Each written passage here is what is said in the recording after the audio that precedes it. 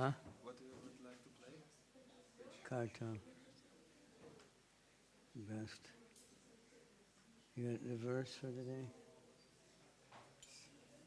Yes, 4, 12, 4. What is it? 4, 12, 4. Got it. Jaya Radha Madhava Kunja Bihara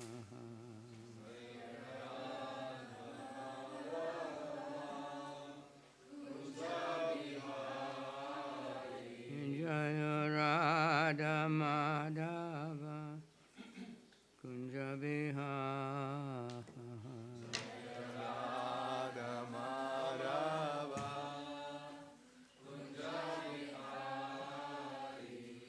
Gopi Chanabalava Giribharadhari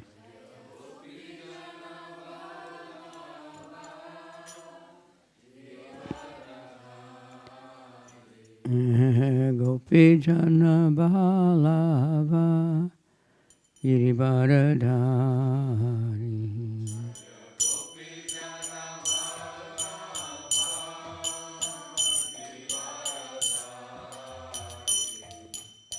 Yasoda Nandana Braja Jana Ranjana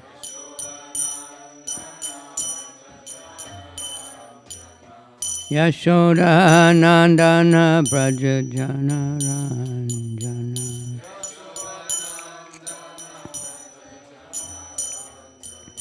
Yamuna Tira Bana Char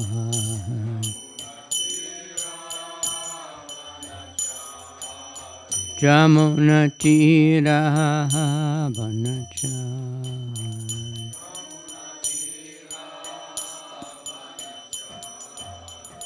Jaya Radha Madhava Kunja Bihar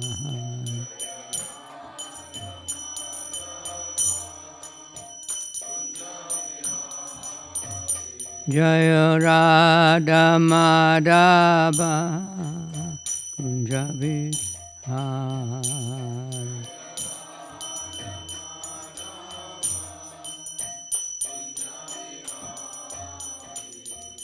Gopi Jana Balava Giribhara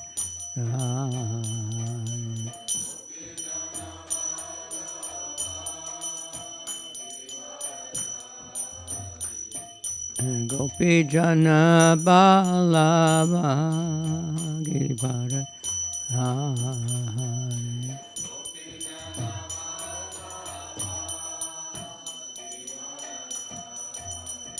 Sodanandana Prajajana Ranjana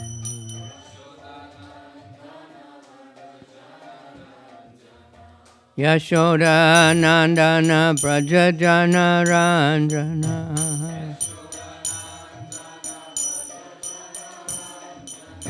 Jamuna Tira Banachar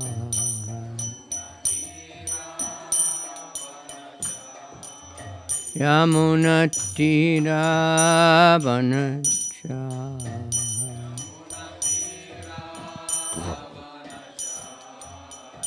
Jaya Radha Madhava Kunja Bihar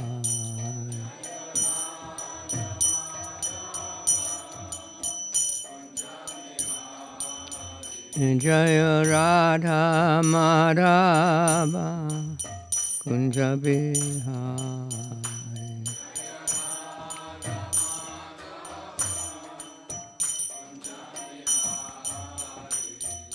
Gopi Jana Balava Giribharadhari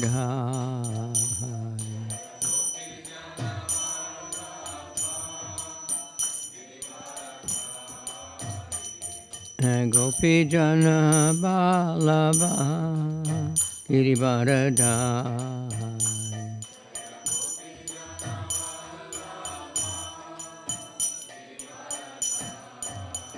Sodanandana Prajajana Ranjana Yashoda Nandana Brajajana Ranjana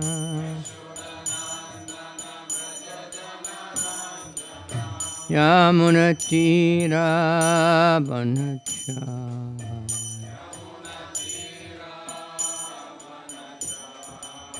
Yamunatira Banacha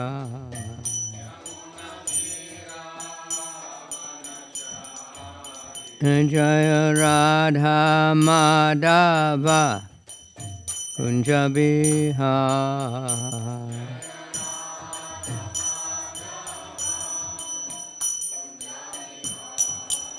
Jaya Radha Madhava Kunja Bihar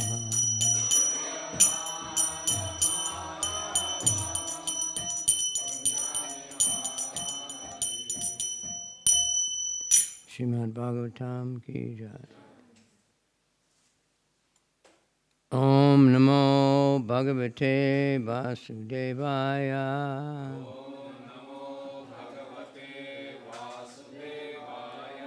Om Namo Bhagavate Vasudevaya.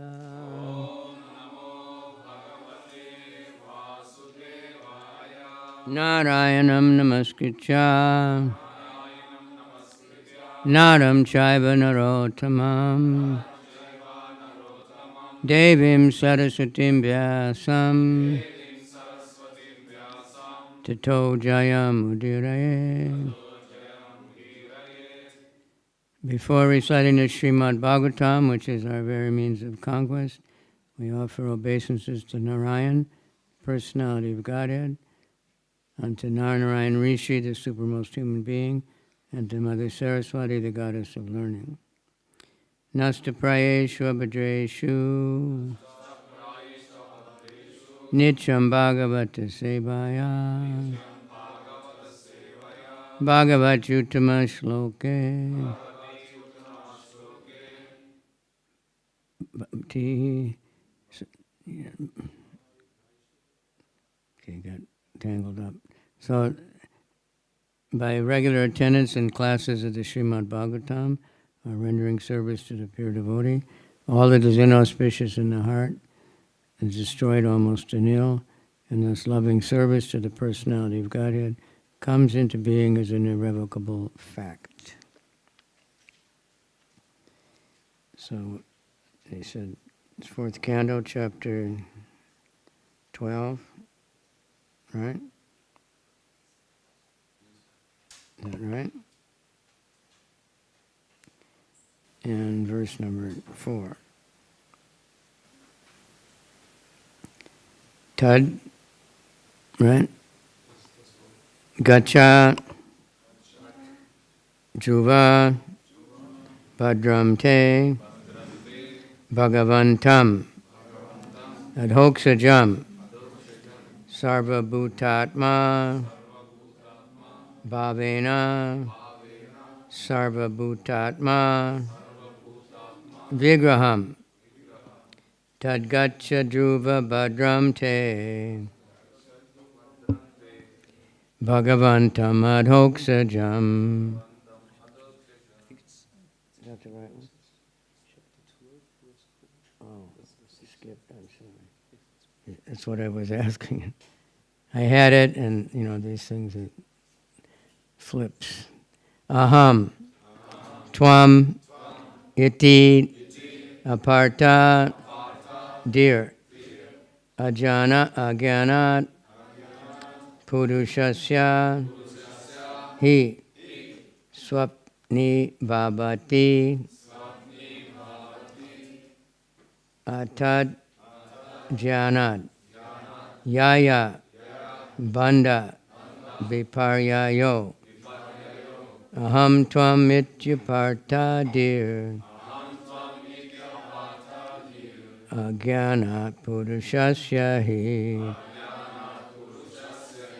Swapni Bhavat Yatadhyanad, Yaya Banda Viparyayo, Aham tvam ityapartahi dir. Agyanat purushasya hi. Swapni vabat yatadjanat. Yaya bandha viparyayo.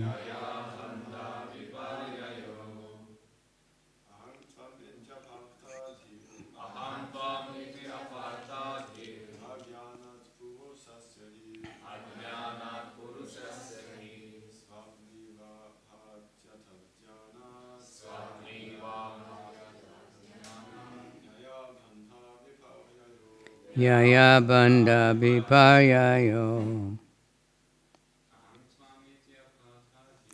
Aham tvamityapartadir. Agyanat purushasya hi. Swapni vabat yatadjanat. Yaya bandha viparyayo.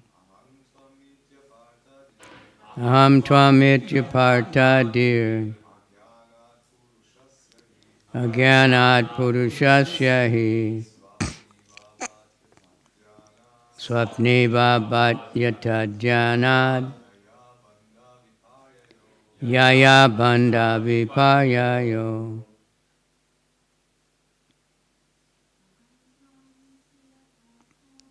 Aham tvamityapartadir. Agyanat purushasya hi. Swapni vabat yatadjanat. Yaya bandha viparyayo. Aham tvam ityapartadir. Agyanat purushasya hi. Swapni vabat yatadjanat. Yaya bandha viparyayo.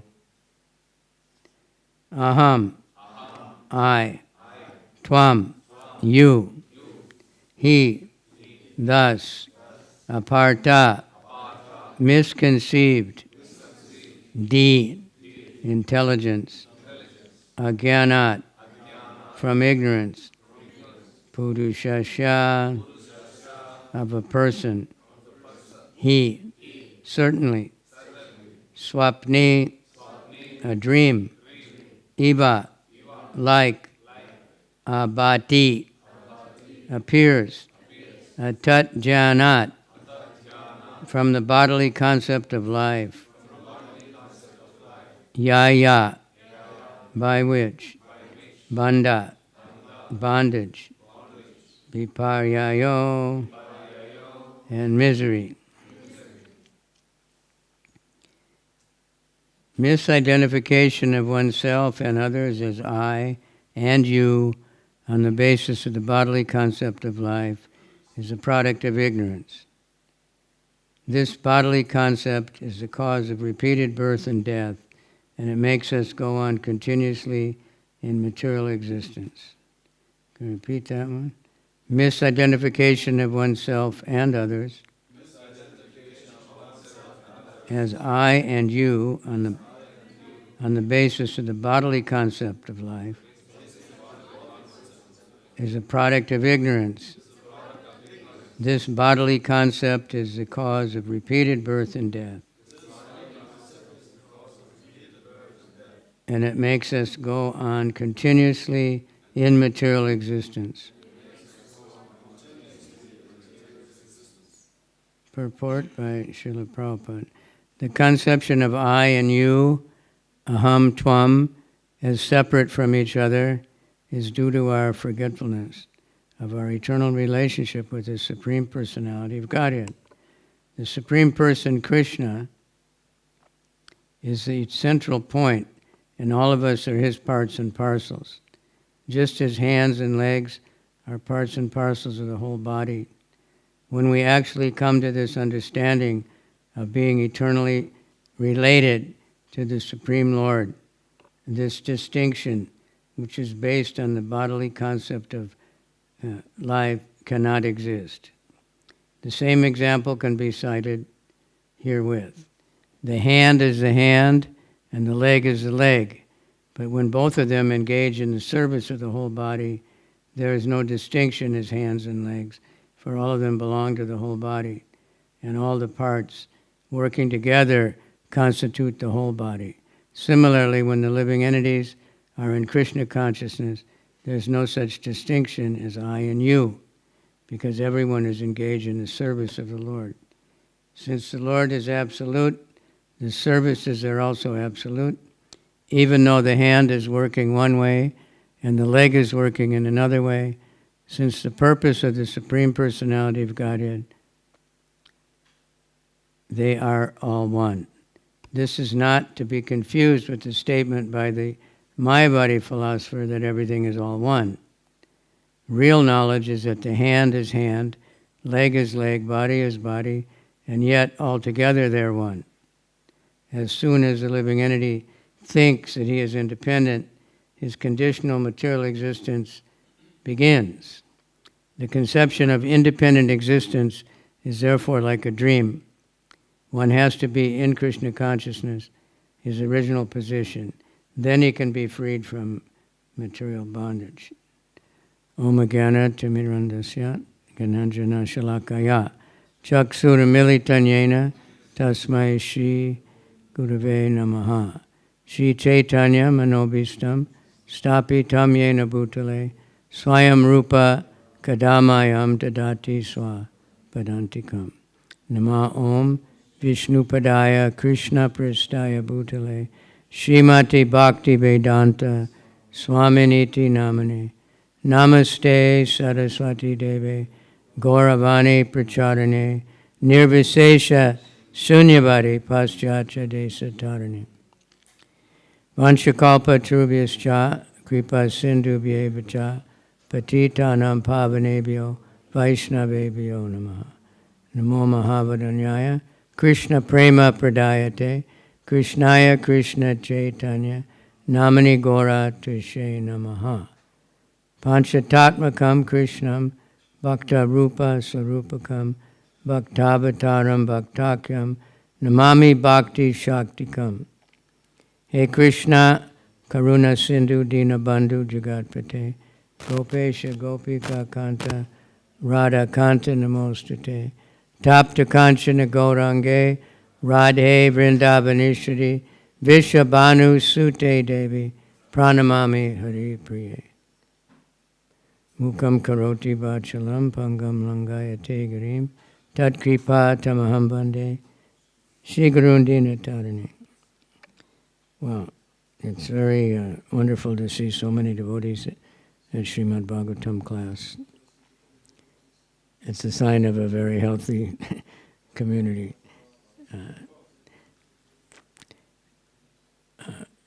Nowadays, some big temples, but there's no one in the class.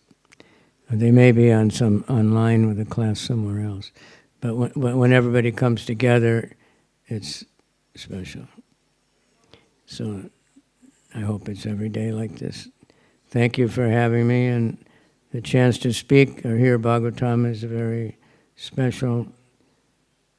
I was listening yesterday, some glories of the Bhagavatam.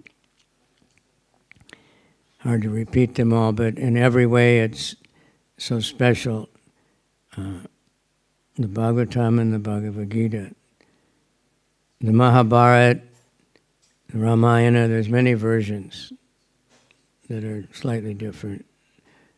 But the Bhagavatam, there isn't. It's always preserved.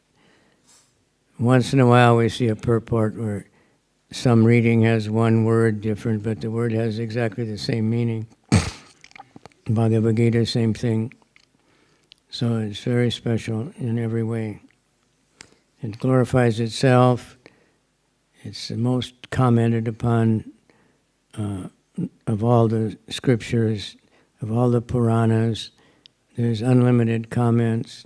Even just on the first verse of the Bhagavatam, some acharyas have made three or four commentaries, long ones, on the same verse. said that the whole Bhagavatam's in that verse, and the rest is to explain that verse.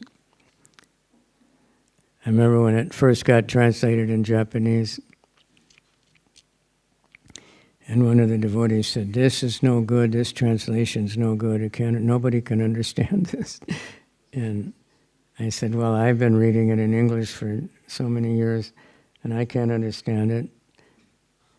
But read a few more verses and see what happens." I didn't hear any more about it, but it's very deep. Every verse, every line. Here we're in the chapter about Dhruva. Lord Chaitanya and all his associates in Puri would go every day to Gadadhar Pandit to hear him recite Srimad Bhagavatam for 3 hours. And of course, they listened to the entire Bhagavatam. They weren't, just going to the Gopi Baba. But especially Lord Chaitanya listened to Dhruva and Prahlad Leela for some reason. So this verse and purport's a little bit difficult. That's why we have achintya beta beta tattva. Simultaneously one and different. It is and it isn't. And so if we say like that to a materialistic philosopher or scientist, they'll say, well, you say that because you can't understand it. But actually, we say that because we do understand. That Krishna is inconceivable. He's not, you can't grab hold of Krishna with the mind. You can't measure Krishna. You can't weigh Krishna. You can't limit the unlimited, which is what scientists want to do. So they are the soul even. So the differences, simultaneous one and difference. Madhvacharya, he had a philosophy of difference. First was that the Supreme Lord and the living entity are different. Because at that time the Mayavadis were very strong that it's the same. Atma and Paramatma, there's no difference. But then the material energy and the spiritual energy are different. Then within the spiritual energy there's so many varieties. And within the material energy there's so many varieties. They're not all the same. All living entities are not the same. And even the gross elements, there's many different varieties that can all be used for different purposes.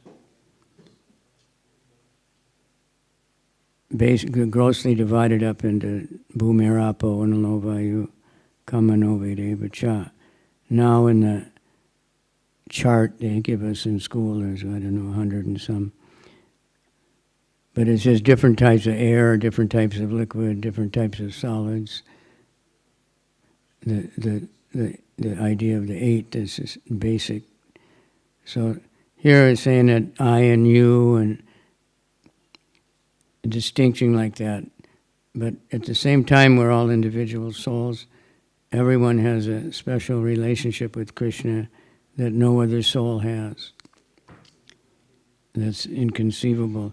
That's why we like to hear and discuss Srimad Bhagavatam in groups and hear from others, because everybody, and even the newest devotee that's only first hearing, may get realizations that no one else ever had before. And when we share with each other, when we come together and discuss about Krishna's leelas, Krishna's philosophies, then it's very enlivening, very important. The Srimad Bhagavatam, whoever is speaking, it's valuable. We have a tendency to choose, even kirtan, who's leading the kirtan, right? Maybe I won't go today. Who's giving class? So, it's supposed to attract, people. But we should be attracted to the holy name. We should be attracted to the Bhagavatam. Of course, when it's spoken by a Mahabhagavad or a pure devotee, there's a difference. Srila Prabhupada, he spoke his classes, most except for some in the very beginning, he spoke between 20 and 30 minutes. The whole class was 1 hour with the Jayarada Madhava and the slokas, but he actually spoke for 20, 30 minutes. But he said more in that 20 minutes than we can speak in 3 days, 4 hours a day, seminars or something, somehow or other.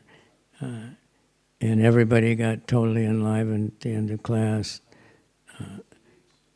So there's a difference. But it's also in the hearer. You know, it depends on how someone is hearing. No matter how potent the speech is, if someone's not listening, if we're distracted, then it doesn't have the same effect.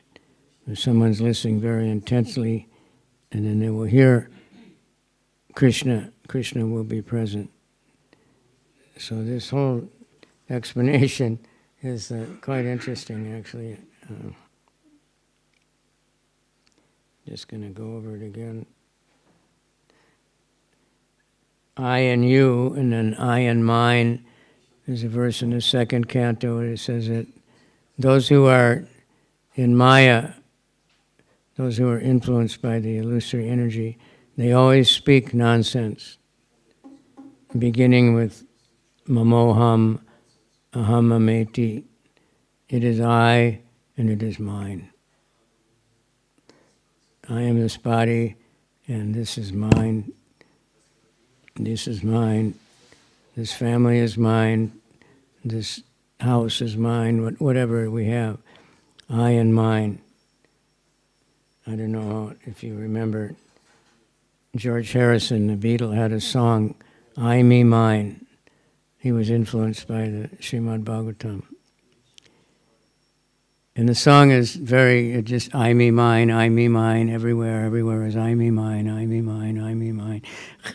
And that was about it.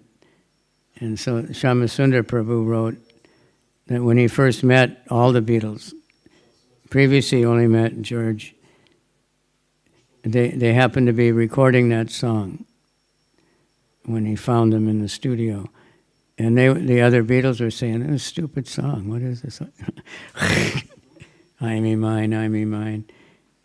So then when they went to talk, I guess one of them asked Shyamasundar, and then he explained that song, and then they thought it's good. It makes sense. Everyone's thinking, I am special, this is mine, me, me, me, me. And it's an imitation of Krishna. When you read Bhagavad Gita, I would like to see someone do it sometime, to actually count, maybe the Vedabase does it automatically, but how many times Krishna says, me, and I, aham, me, some verses 4 or 5 times. If anyone else talked like that, they'd say, get out of here. It's so puffed up, But Krishna can say it, and it's true. I am the supreme, I am the origin, I am the greatest of all. Everything is under my control, and it's true. But the Mayavadis, in spite of reading that, and in spite of so-called being scholars, they don't see that it's Krishna. They say it's something else. Something else that is talking. That's not a person. That's somewhere else, some spirit. But then that spirit must be a person to be talking and having an identity, an individual identity. When we say this is mine, anybody can understand what it means. I am here. You are there, We should be able to understand that in simple language, but the Mayavadis will say, well, Krishna didn't know what he's talking about. He doesn't know the language. So this thing with the hands and legs is separate. My hands, my legs, my head. Prabhupada went to maybe it was elementary school or something, early days. So he asked for an intelligent student. So they pushed one boy up, and Prabhupada said, "What is this?" He said, "My knee, my elbow, my shoulder, my head, my nose." And, they were thinking, well, what? Anyone can answer that. Because Prabhupada said, "What is this? What is this?" And then he said, "Who are you? Who is this I, my, And then there was a blank.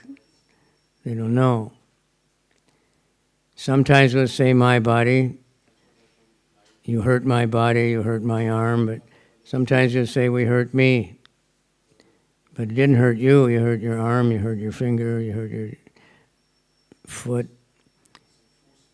So that's what simple program that Krishna is trying to teach us, the very beginning, and it's also the end. You're not the body. When we're on this bodily platform, then we have, conflicts. And this is mine. No, it's mine.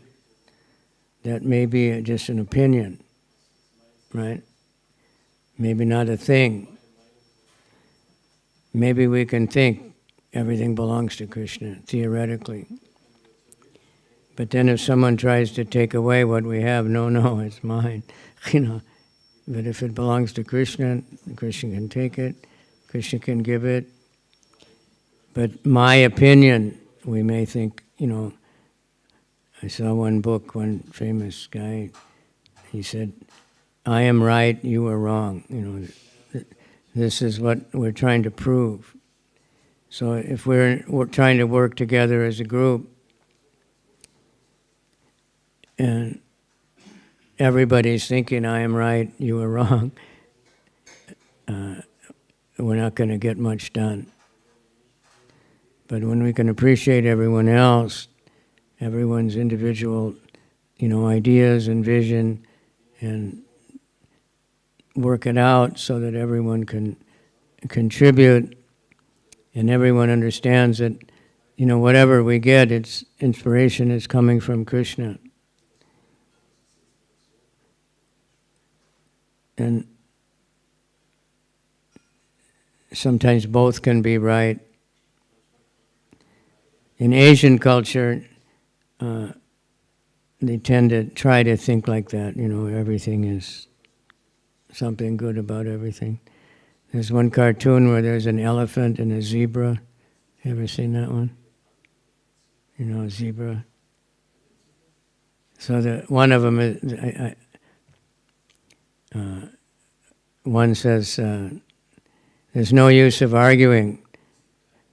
You see everything black and white, and I see everything gray." I heard in Germany, it's very much black and white, right? Right and wrong.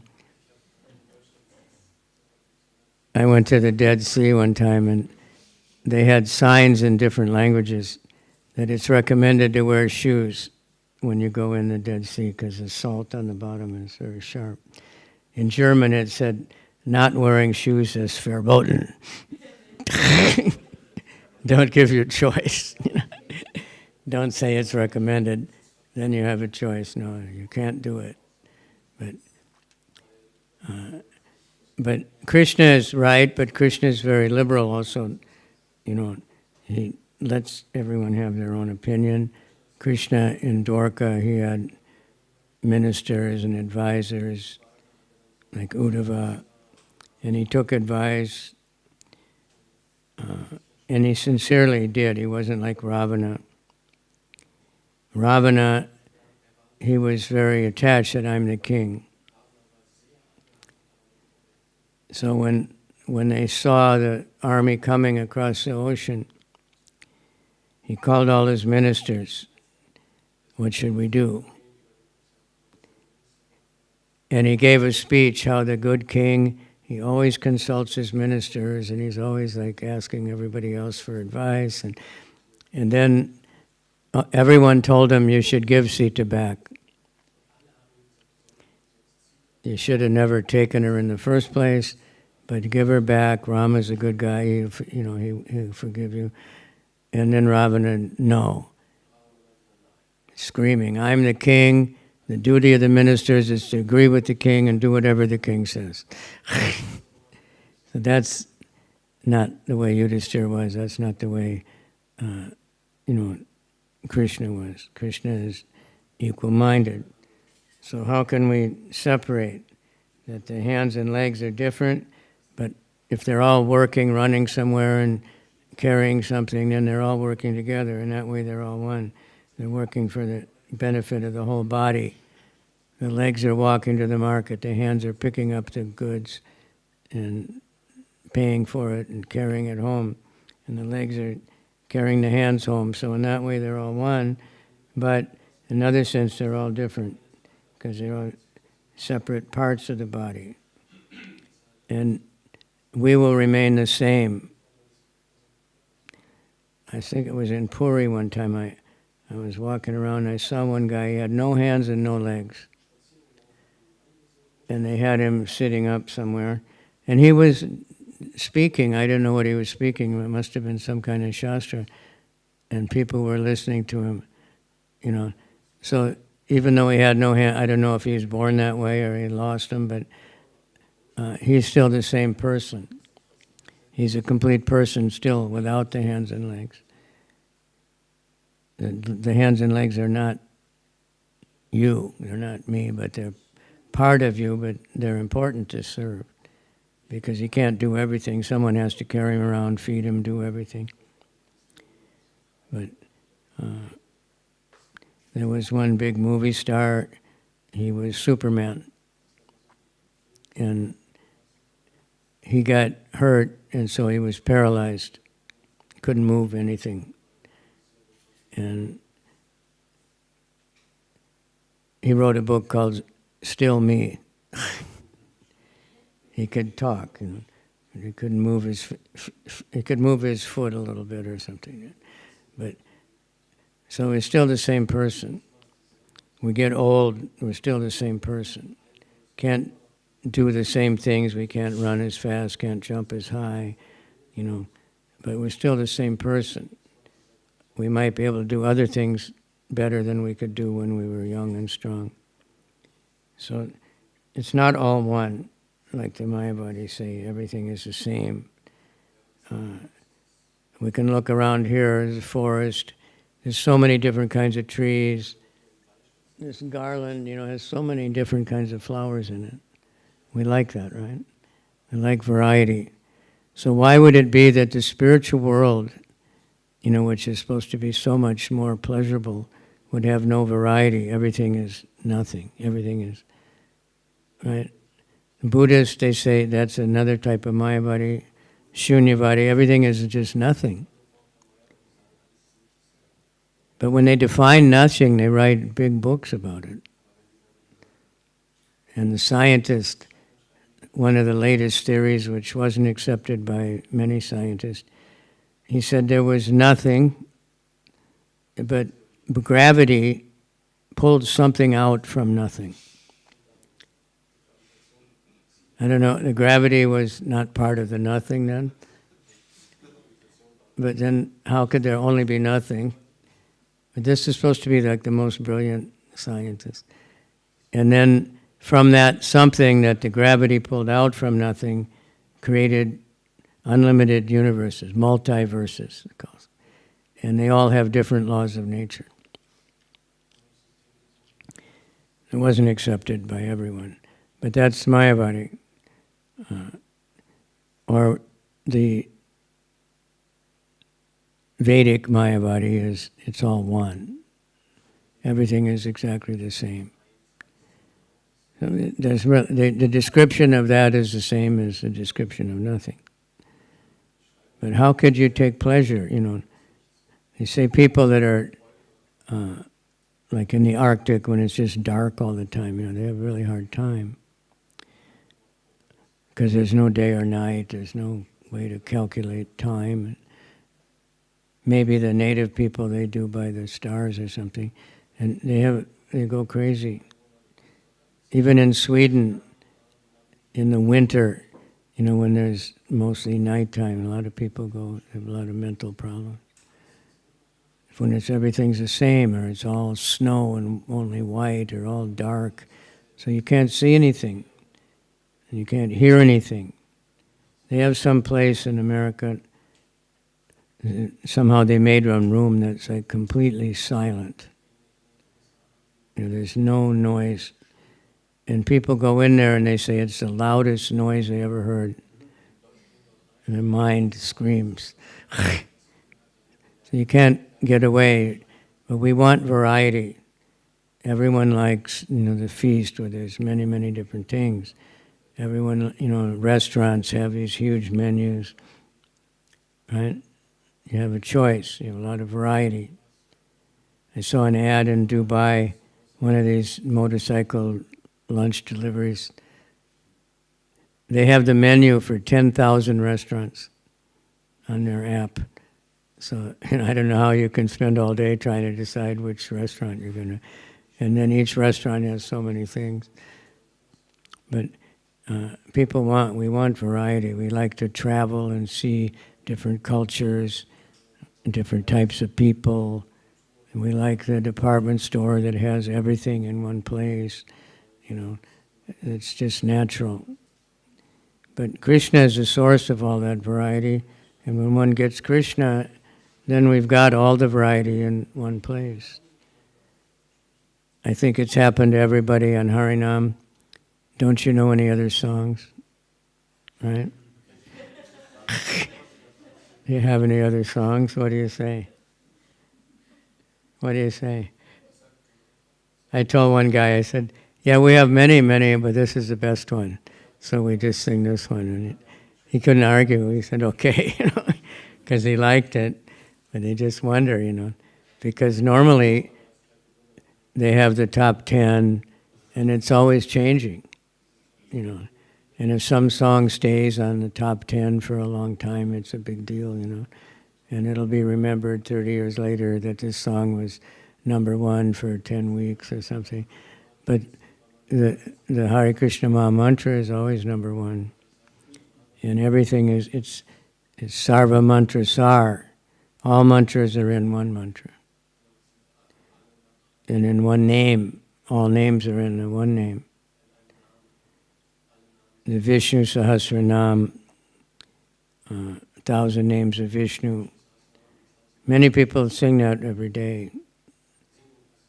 And it's the thing that when the Pandavas came to Bhishma, that's the first thing he said.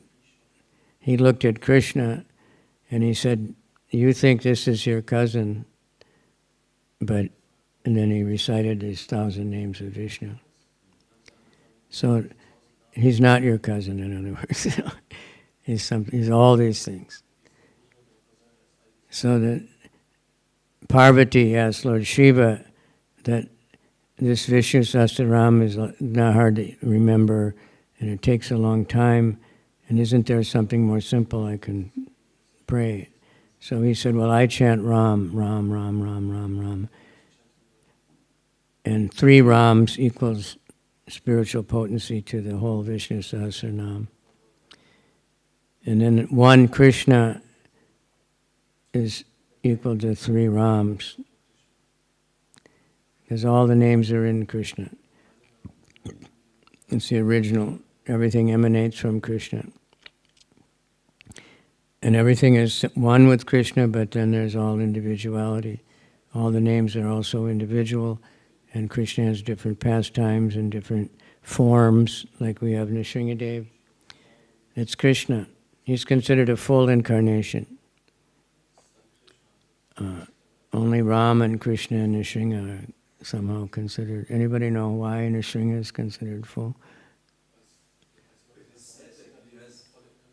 Swami quotes from, I don't know which Purana, he quotes that, like you said, Rama, Krishna, Rama, and Nrsimha, all of them have all the 6 opulences. Yeah. They are Krishna Tattva. Krishna, Rama, Nrsimha, Krishna Tattva. Full in all opulence. Yeah. So it's very special, Nrsimha. Some people will say, why are you worshiping Nrsimha? long ago in Vrindavan, none of the Murti-wallers, you'd say Nrsimha, but now they all have, And people would question, why do you worship Lord Nrsimhadev? You should worship Radha and Krishna. But Bhaktivinoda Thakur said, we worship Nrsimhadev to purify the heart, to qualify us to worship Radha and Krishna. Otherwise, we're not qualified. But Nrsimhadev is very kind. Although, here he's showing his soft kindness feature, but he also has the ugra feature and very angry. But that's his kindness. It was his kindness to liberate Hiranyakasipu from, his madness. But he was so puffed up he didn't realize, that this is the Supreme Lord. He's just thinking he did more austerities than me or something. And he had to come back again and try to kill Lord Ramachandra. So all the 6 opulences in full.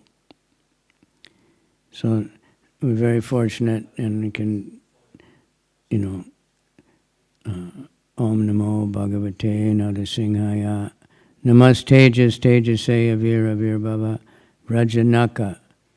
Fingernails are like thunderbolts, and Vrajadamsta teeth are also like thunderbolts. And so he could break open the body of Hiranyakasipu, which no weapon in the universe could break. No weapon of the demigods or even Indra, or nothing could pierce the body of Hiranyakasipu, but the fingernails of Lord Nrsimhadev ripped him right open. Not ordinary. And so he's saying, Randaya, Randaya, Tamo, please kill these demons in my heart, this lust and anger and envy. These are like demons in the heart. And please remove them. Please take them out. That's a prayer of a devotee. These are our real enemies. We all have the same enemies. Every country, but they thinking, we see there's so many wars now in the world. There's always been many wars, but, most people didn't know about it unless it was right in their village. But now we know everything, right? I was planning to go to Israel, and, they've been saying, even the devotees there, I say, what's going on? They say, well, they say they're going to attack any minute, but they've been saying that for 2 weeks. So they just start to think, nothing's going to happen. So I saw the movies, the devotees were on Harinam in Tel Aviv, and there were much more devotees out than normally came out, like when I was there last year. When everything was peace, devotees didn't come out as much. And the people the public was joining in like anything, much more than usual. Always it's pretty good there, people like to join in, but I saw so many people dancing and jumping and playing guitars, and so, the whole situation is making people a little bit more thinking of that there's something beyond this body, something beyond this life, and that, we never know what's going to happen. Even if there's no war, people campaign in Japan to ban nuclear weapons, but they don't need nuclear weapons to kill people, right? They have many other weapons. They had wars in Africa where more people were killed than these big wars in Europe, but they didn't have bombs or even guns very much, just axes and shovels and, knives, but they're just so vicious. So we don't need, everyone's going to die no matter what. Even if there's no war, there's no disease, we can't stay in these bodies forever. So if we realize that, then we think what's going to happen at the end of life. We all end up in the same place. And according to what kind of culture you're in, the body will be thrown to the dogs, thrown in the river, burned, buried, eaten by dogs.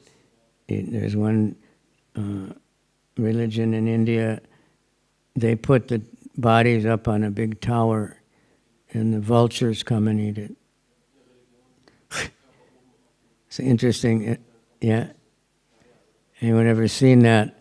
It's a kind of a big area and there's nothing around there except this tower. And the vultures, they're really ugly birds. They just eat dead bodies. And they're flying around like, and every once in a while, they just swoop in there. And they eat a whole body in a couple of minutes. And then the body, what does it become? It becomes ashes, it becomes bird droppings, it becomes worms, depending on how one disposes of it. When the soul is gone, the human body doesn't have much value. Sometimes they can take out some organs, but mostly it doesn't have much value. Elephant body has value when it's dead, or tree body has a lot of value. But the human body, not much, to get rid of it. So we're not these bodies. It sounds like, can't we talk about something higher, but we have to realize it. We're not the body. We're soul. What is the soul? Not just that we're not the body, not just that we're spirit, and we're just alone somewhere in the void, but we're individual persons who are meant to serve Krishna and have loving relationships with Krishna, loving exchanges, dancing for Krishna, singing for Krishna, playing with Krishna, like Krishna's cowherd boyfriends. They just went out every day and they just played. One time Yasoda wanted to go with, and of course they didn't want their mother to go with them. And Balaram said, you don't have to worry, we just play it, and the cows just follow Krishna, so we don't have to worry about the cows. They just follow Krishna, so we don't have to worry about them, and we just play, and there's no danger of any kind. And when demons come, then Krishna just kills them. Everybody, just took that as like part of life. So, and Brahma, when he saw that, he got so bewildered he couldn't function, see the opulence of Krishna. And we can get some glimpse of it by reading Srimad Bhagavatam and again reading it. So that's why Prabhupada, he arranges Srimad Bhagavatam class every morning. And every temple in the world has a class. Here we're very fortunate, so many are here, it's really wonderful.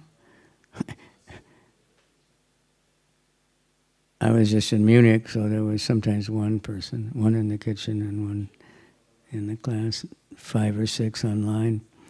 But in Japan, I'm in the temple room and the pujaris are in the altar, that's it. But maybe 20 online, maybe more. So, but to see so many young people coming to Bhagavatam class, it's very encouraging, very pleasing to Prabhupada that the movement is going on. It's the same things that Prabhupada established. Everything that Prabhupada established, it's all right from the Bhagavatam itself. If you read the teachings of Rishabhdev, that chapter 5 of the 5th canto, I think it's verse 13 or something, there's 4 verses, and it lists off all the things he tells his sons should do. It's exactly what Prabhupada established, our daily program. It's a lot of things, but you should get up, you take baths, you should find a spiritual master, you should hear the Bhagavatam, you should do this, you should do that. Tapo divyam putraka yena sattvam, and perform spiritual tapasya, chanting the holy name every day, fixed number, hearing the Srimad Bhagavatam every day. Then all that is inauspicious in the heart will become destroyed. Worshipping Lord Nrsingadev every day, just hearing is so stressed so much that if we just keep hearing this philosophy, keep hearing about Krishna's pastimes, the effect will come. It's coming anyway. If anybody just wants to go to class the next day, that means they've made so much advancement. If we want to chant every day, that's a sign that you're making advancement. Sometimes devotees ask, how can I know? There's no meter exactly, there's no measurement, but there are symptoms, we can think that one gets a taste. Kabe abe bolo, Sadhi Namaro, offenses are ceasing, and then the taste for the name is increasing. Offenses cease when we just keep chanting, when we serve devotees, when we work together and hear the Bhagavatam together and greet the deities together, all these things. Prabhupada gave a perfect life for everybody. So devotees feel this urge to give it to everybody, share it, If it works for me, it'll work for anybody. That's how devotees think. No one should think, I'm not important. Prabhupada gives example of a small screw in a machine. A big machine, but if there's one screw missing, the whole machine might not work. Or if you've ever made adjustment like on a carburetor or something, you just turn one screw a little bit and you can fix something that doesn't work. One tiny screw and you just turn it a little bit and you get it right, then everything is all right. Without that screw, it's not going to work. So without you, without every one of us, the whole thing's not going to work. Everyone is important. Everyone is very important because it's pleasing Krishna. So we want to bring people in, we want to keep them. We want to engage everybody in serving the Lord, spreading the holy name, distributing the books. So I'll stop rambling, and I hope you have some comments or questions, especially comments. Yeah. He was first, and as far as I could see anyway. Yeah. I have a question, which is related to this thing that sometimes we, speaking for myself, sometimes, because I'm not so advanced yet, sometimes I have a grudge against someone. Also against devotees, which is not favorable. And I am wondering, in that case, is it that I simply have to work on my own consciousness? Because ultimately a grudge is a part of Maya, and I just have to make sure that I get out of my own problem? Or is it sometimes also appropriate to try to communicate with another person to get rid of it together? Both. You all must have heard of Radheshyam Prabhu from Pune. You can look online on YouTube. He has a class, Don't Let Your Grudge Be Your Judge. So it's not just you, obviously. It must be a universal problem. So we have to work on it. Forgiveness is the most important quality of a Brahmana. Mahatma Prabhu, everybody knows him. He comes here, right? So he gives these seminars. So he had a grudge, he tells, after Prabhupada left and there was a lot of chaos, and he got, his whole, what he was doing got pulled out from under him. And then he took some seminar, it was a non-devotee seminar about forgiveness. And then he realized that, okay, all the mistakes everybody made, is not their fault exactly. And then he started giving seminars on forgiveness. That was his first ones. And he told me, he did one for devotees. And he was thinking, well, devotees, it'll be really easy. Karma, just... But he was shocked, when they broke up in little groups. And he saw devotees like, you said this, you did this to me 25 years ago, and I never forgot it. He was... said the non-devotees, it's much easier to give it up, Somehow or other, so we have to give it up, but, realize it's really our own problem. Someone may have done something that was not right, but holding a grudge is like anger, right? I heard one definition of anger is punishing yourself for something someone else did. It just burns you up, So we pray to Lord Nrsingadev, please get this out from my heart, That's what that prayer is. It's Prahlad's prayer. And then the next verse is, I want everyone in the world to worship Krishna so they'll be free from envy and everyone will be happy and live together. All right, so listen to that talk. Radhe Shyam, don't let your grudge be your judge. And we hold on to these things, and it's just, I think it's Buddha, they give different credit, but it's like putting hot coals in your hand and thinking, I'm going to put these hot coals on his head and burn him, but you just burn up your own hand. And you won't be able to function to hurt the other person. So that's what forgiveness is stressed in the Bible, it's stressed in the Bhagavatam, when Parashuram, when he went and rescued his father's Kamadhenu cow and killed like the entire army of one king, his father said, you shouldn't have done that, you should forgive them, he's a stupid king, and you shouldn't blame him for his mistakes.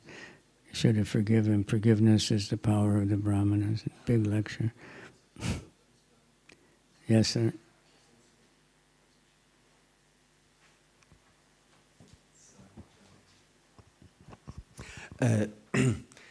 My question is, there's this so-called philosophy of communism, dialectic materialism, which says that matter was always there.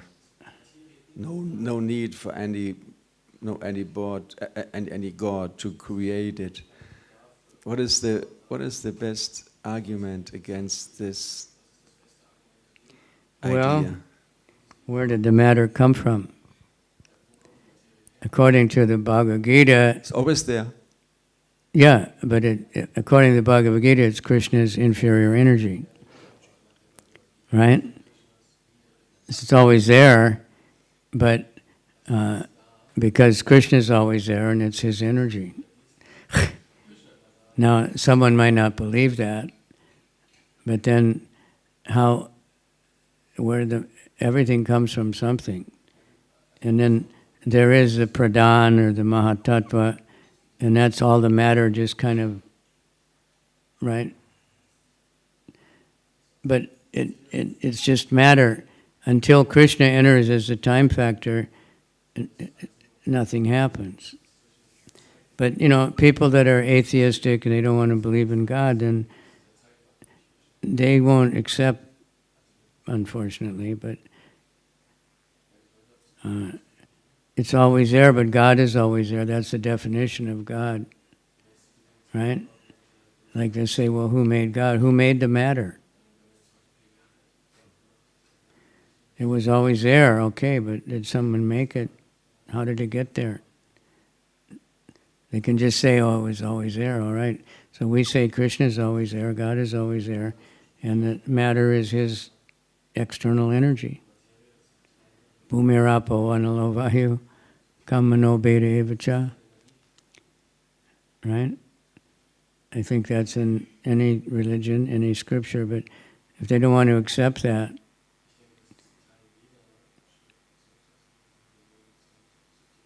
what can be done? Upadesha himurkanam. Huh? Upadesha himurkanam. Huh? Upadesha hi murkanam. It's a mistake to instruct a fool. What is that? It's the saying, this verse, it's a mistake to instruct a fool. Yeah. Don't argue with the fool. It's like wrestling with a pig. You both get dirty, but the pig loves it. You know?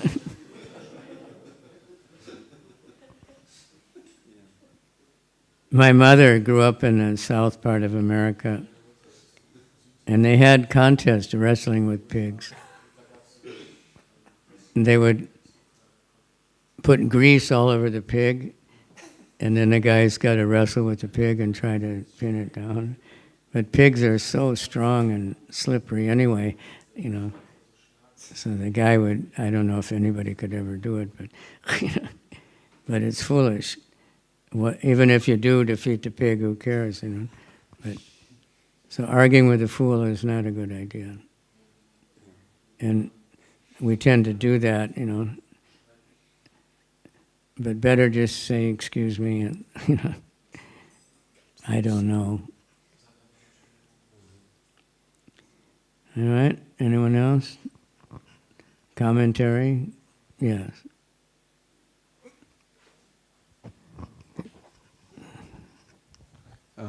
I have one more question about this identification of or identity of the Lord, because sometimes it seems that he is different people, like Nrsingadev and Krishna, and sometimes it seems that he's the same person. And specifically in Chaitanya Charitamrita, when one Chandkazi, he stops the kirtan of the followers of Lord Chaitanya, and then Lord Nrsingadev, he appears in the dream of that Kazi, and he's telling him that, you stopped my kirtan, now I will destroy you. So he said, you stopped my kirtan. So my question is, this my kirtan, does it mean that Lord Chaitanya appeared as Nrsingadev? Does it mean that Krishna, who is glorified by the chanting, appeared as Nrsingadev? Does it mean that Nrsingadev he came, but he somehow identifies himself as Lord Chaitanya or Krishna? So what is your understanding of this? You know the multiple choice tests? All of the above. Maybe you can elaborate on this topic, that they are one and different. And Yeah, well, Krishna's avatari, Lord Chaitanya's avatari. He's not an avatar, he's the source of all the other avatars. So it's Krishna, but for the pleasure of the devotees or for specific activity, he takes different forms. And those forms generally don't exhibit all opulences, but Nrsingadev does, we heard. That's another thing, how to explain that, you know. Like,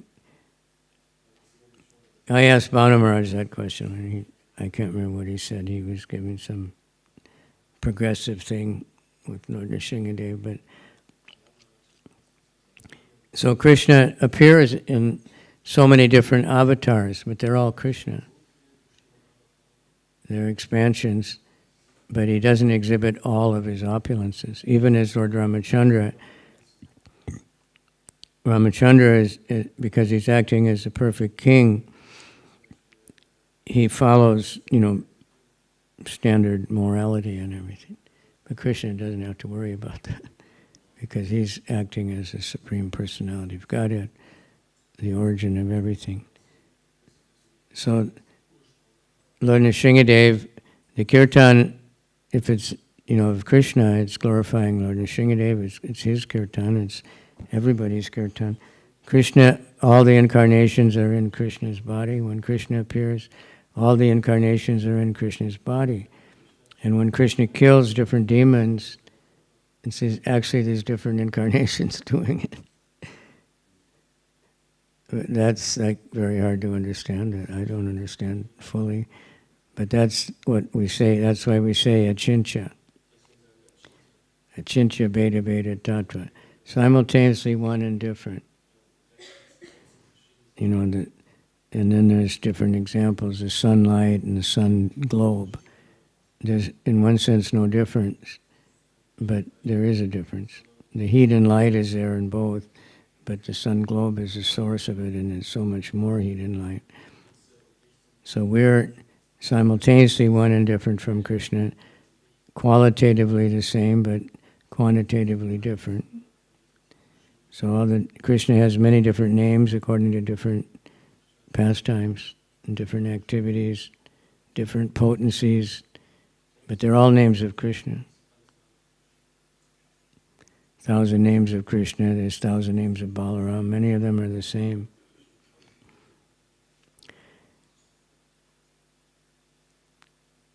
Got it? Yeah. Yes. Very good. It's very good you have so many young people in the temples, you know. That's not everywhere. Why is it that in the Vedic culture we burn the bodies of people, but of sannyasis and learned swamis, we have a samadhi where they are buried?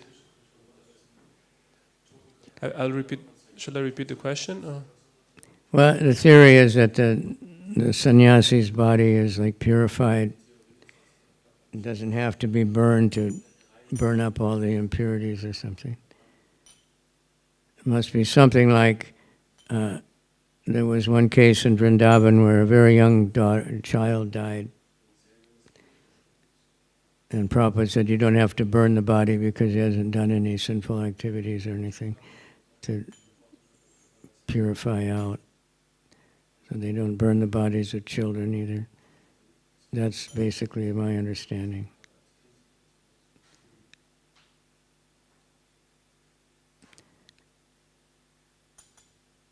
Burning bodies, there's many reasons for that. You know, normally that it releases the soul from attachment to the body. In a crematorium, you ever been to a crematorium? So it's spooky. There's a lot of ghosts hanging around, thinking that maybe they'll get back in the body. The bodies are waiting. But when it's burned, they realize, okay, I can't go back. Also, the family members that are attached, they realize, okay, that relationship's finished. You know, but it's also sanitary and, you know, much efficient, much better than all the trouble of burying them in the rotten bodies. But that's the why, because it's considered purified and spiritual, so it's preserved.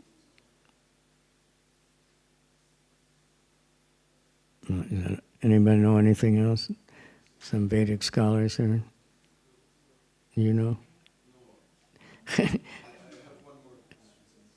Okay. Someone else also. Now you're getting inspired. Which is also good. Inquiring is...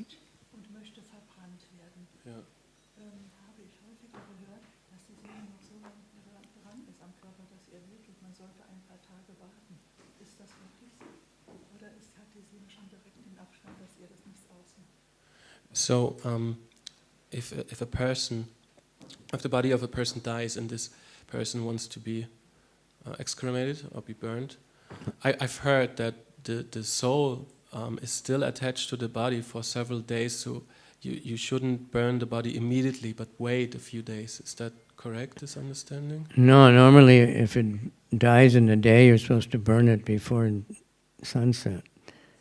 If it die in the night, you burn it as soon as possible.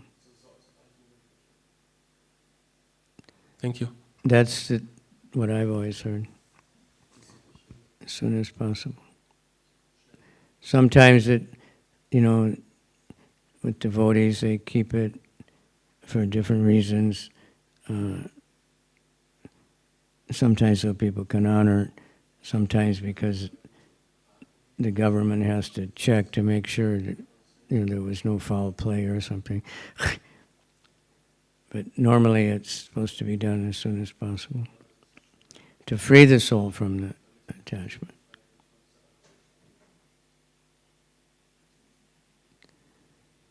All right? But can't always do that, In some countries, they keep them for a long time. like in Bali, they have all these Hindu rituals. So some people, the Brahmanas, so-called Brahmins, they charge so much to do the funeral, and people can't afford it. So they keep the body, for a long time while they sell their property or something to get money to. And they do that in Africa sometimes. They can't afford the burial, of the Christians, and they keep the body, a horrible thing, It's supposed to dispose of it as soon as possible. The soul is gone, and it's not going to come back. We don't have the Mrityu Sanjeevani mantras. Like Sukracharya had, you could bring all the dead bodies back to life. That happened in the Ramayana. Every night, Ravana would throw all the dead Rakshasas in the ocean. So they couldn't get a count of how many they'd killed. And the monkeys, they weren't so sophisticated, so they didn't do that. And then when they brought all those herbs for Ram and Lakshman to revive them, it revived all the dead monkeys also. But the Rakshasas didn't get revived because they were already thrown in the ocean. But we don't have any of that technology anymore. We don't have those herbs, we don't have those mantras. So take care of the body, get free from attachment. For devotees who are, can somehow think of Krishna at the time of death, there's no problem. They're gone, they're liberated, they're not attached to the body anyway. So then sometimes I've seen devotees, they keep the body for a short time so everybody can pay respects, last respects or something.